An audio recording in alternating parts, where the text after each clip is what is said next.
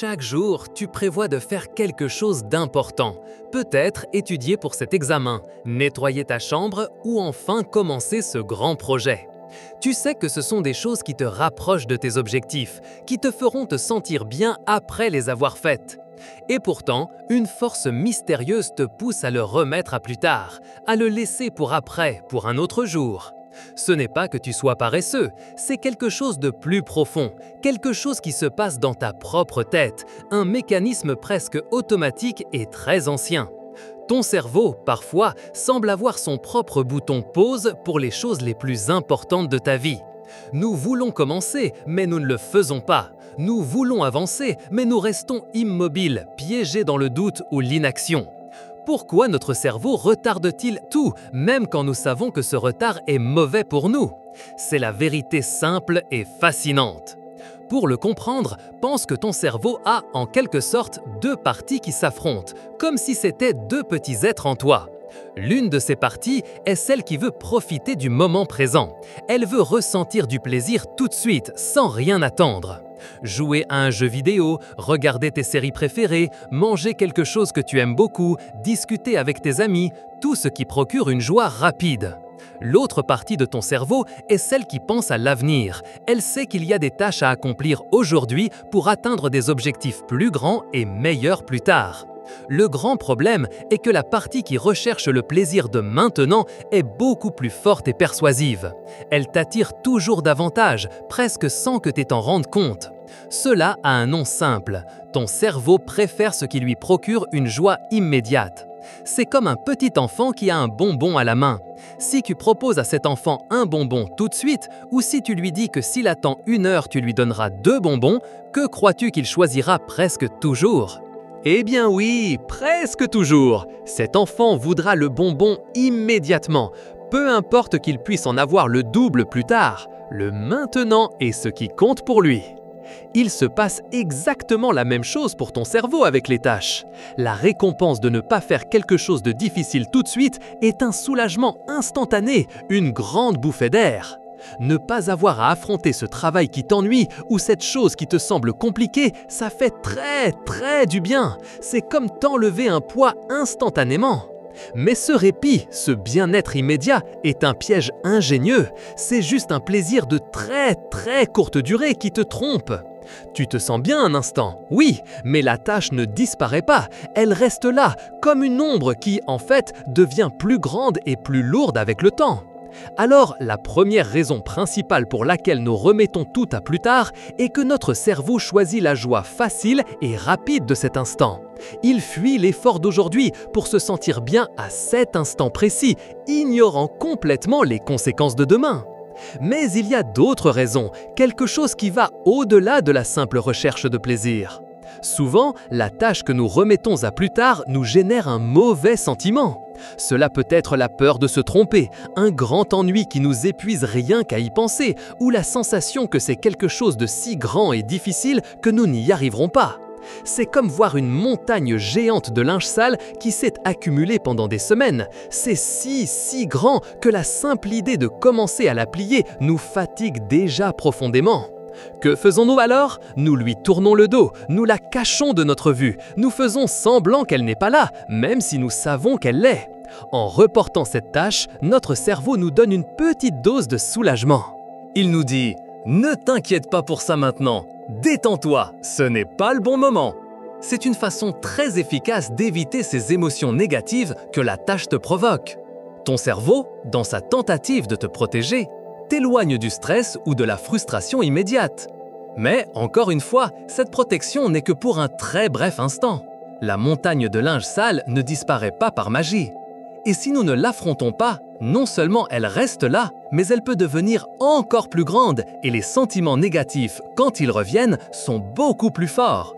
Alors, le deuxième grand motif est que nous retardons les tâches pour échapper aux mauvais sentiments. Pour éviter l'ennui, la peur ou le stress que la tâche nous procure à ce moment précis. C'est une fuite, pas une solution durable. Maintenant, il existe une raison encore plus profonde qui nous freine parfois complètement. C'est la peur de ne pas être parfait. Ou, ce qui revient au même, la peur d'échouer, de commettre une erreur irréversible et visible pour tous.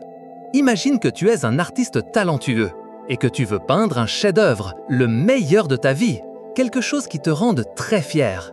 Si tu commences à peindre, tu pourrais commettre des erreurs. Tu pourrais ne pas réaliser exactement l'œuvre d'art parfaite que tu rêves dans ton esprit, avec tous ses détails. Alors, que fais-tu?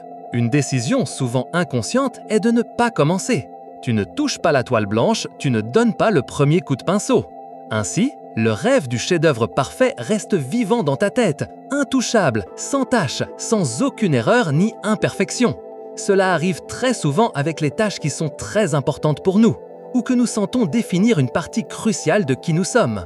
Si le résultat de cette tâche est crucial ou s'il est lié à ton intelligence, à ta compétence ou à ta valeur personnelle, le risque de commencer est énorme. Et ton cerveau, pour protéger cette image parfaite que tu as de toi ou de ton travail, préfère que tu ne commences pas. Parce que si tu ne commences pas, tu ne peux pas échouer.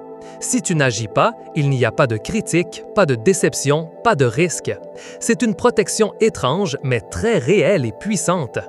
Le perfectionnisme extrême et la peur de la critique nous poussent à reporter encore et encore. C'est un piège invisible qui nous maintient bloqués dans le « presque ». Nous croyons, naïvement, qu'en reportant, nous cherchons le moment parfait ou l'inspiration magique pour que tout se passe bien et sans erreur. Mais en réalité, nous évitons une douleur potentielle, une éventuelle déception personnelle ou le jugement d'autrui. Alors, le troisième grand motif est la peur de l'échec ou la quête d'une perfection impossible, ce qui nous paralyse complètement. Maintenant, comment toutes ces pièces s'assemblent-elles, ces différentes manières dont votre cerveau vous protège? Votre cerveau n'est pas votre ennemi. Il est simplement conçu pour rechercher le bonheur et éviter la douleur, surtout la douleur que nous ressentons maintenant, à cet instant. Quand vous avez une tâche importante, votre cerveau voit la douleur qu'implique l'effort de la réaliser ou la peur d'un échec potentiel. Et en même temps, il voit la joie facile de ne rien faire, de se distraire avec quelque chose qui vous procure un plaisir instantané sans complication. La voie du maintenant, celle qui recherche le plaisir immédiat, gagne presque toujours la bataille contre la voie qui pense à l'avenir et aux objectifs importants. Elle vous offre un soulagement instantané, une petite pilule de bonheur qui agit très vite et vous donne un répit. Mais cette pilule ne fait que cacher le problème pendant un moment, elle ne le résout pas vraiment. Le problème reste là, attendant de devenir plus grand. La vérité de la procrastination est que nous reportons parce que notre cerveau cherche à nous protéger d'une gêne actuelle, d'une douleur présente. Même si cette gêne est nécessaire et même bonne pour un bénéfice bien plus grand et plus important à l'avenir. C'est comme une erreur de calcul de notre propre système de récompense interne. Il privilégie le bien-être de cet instant précis, de cette minute que vous vivez, par-dessus votre bien-être à long terme, de vos grands rêves et objectifs. C'est pourquoi, la prochaine fois que vous vous surprendrez à remettre quelque chose à plus tard, rappelez-vous bien que ce n'est pas de la simple paresse. C'est votre cerveau qui essaye d'être gentil avec vous, de vous protéger, mais d'une manière qui, à long terme, n'est pas du tout utile ni bénéfique. Comprendre ce mécanisme est la première et la plus importante étape pour pouvoir le surmonter vraiment et prendre le contrôle. Votre futur moi, celui qui atteindra ses objectifs, vous en sera extrêmement reconnaissant. Si cette explication vous a semblé claire, utile et vous a donné une nouvelle perspective sur les raisons pour lesquelles nous remettons les choses à plus tard, s'il vous plaît, aimez cette vidéo. Partagez-la avec quelqu'un qui, vous le savez, remet aussi beaucoup ses tâches à plus tard.